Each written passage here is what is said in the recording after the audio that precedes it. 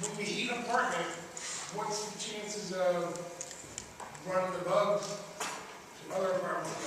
So that's a very good question. So there's a guy by the name of Jeff White. He's a board-certified entomologist, and he did a lot of studies, and he's on Bedbug Central. And they talk about that. Basically, you need to get up to about 118 degrees. And we've seen it where we worked with our own entomologist.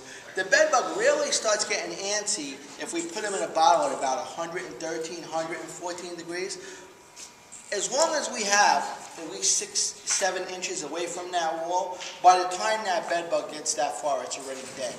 So we haven't really come across that. However, we have found that in multiple family houses, if you do already have the bedbugs in the wall, and they are traveling from apartment, and they are in between the wall, and it does get a little hot, can it move to the other area? Absolutely. They're already in the wall. But if they're in this apartment, and I treat this apartment, I haven't really, it's impossible, I don't know if it's impossible. We haven't, based upon the studies, based upon the research, and based upon our own research and effectiveness, we haven't come across where that has happened. Yes, ma'am?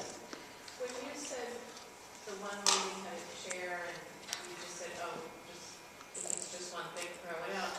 But doesn't that contribute to the problem? Because now you're infesting the garbage man, and then the garbage Good. Good. No, so, Good. What I mean, wouldn't that... It was treated. You can't just throw a piece in the garbage, because then it'll infest everything in the garbage with it. You know what? I agree. I agree. But has anybody not seen where they walk past the house and they see a mattress outside? Has anybody not seen that? Has anybody seen that? Right across the street They from walk my by- office. they They see throw out that? the mattress, You see, the bed's what- right listen, back up, the what- bedbugs. Listen, you know why that mattress is outside like that? And again, I don't have any pictures with me. It's because it has a bed bug in it. The next guy is going to come along and they're going to infest the bed bug. So what I tell people to do is rip it, spray paint it, mark it, break it, something. Now listen, if you take a bed bug infested chair and you throw it in a dumpster, that bed bug is staying in a dumpster. That thing is not crawling out and traveling 20 miles. By the time it figures out what happened to it and it regroups itself, because it does take time, it's already in a dump somewhere. Whatever it does from there, yes ma'am. I just wanted to share something, Scott. With anybody who has a notion that you can treat this by yourself, I went to Chicago with Christy and Red when they went last month for the Bedbug Summit. And while we were there, of course, the big news was the Bedbug Summit. Everything, every page you turn in the newspaper was about the Bedbug Summit. So there were 2 women that lived together in a Chicago apartment building. And they decided that they were going to take matters into their own hands.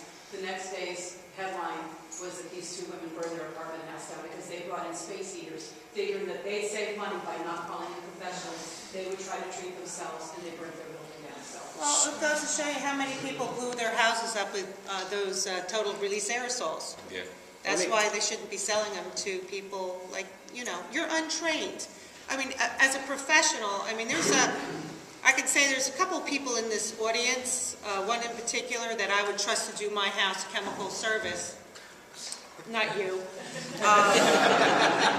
He's a professional.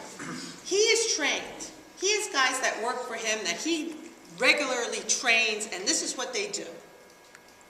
Even that, with that training, you never know. You can miss something. Of course, you're not going to find the one egg in the popcorn ceiling. What do you do? But popcorn ceilings is like a nightmare to an exterminator. You walk into a hotel room, you go, oh, God, there's a popcorn ceiling. Now what do I do? It's really hard to treat. But even with these, we have some great companies that do phenomenal work. They're not 100%. So, Chrissy calls up, right? Her friend, her good friend from childhood, Julie. Yeah.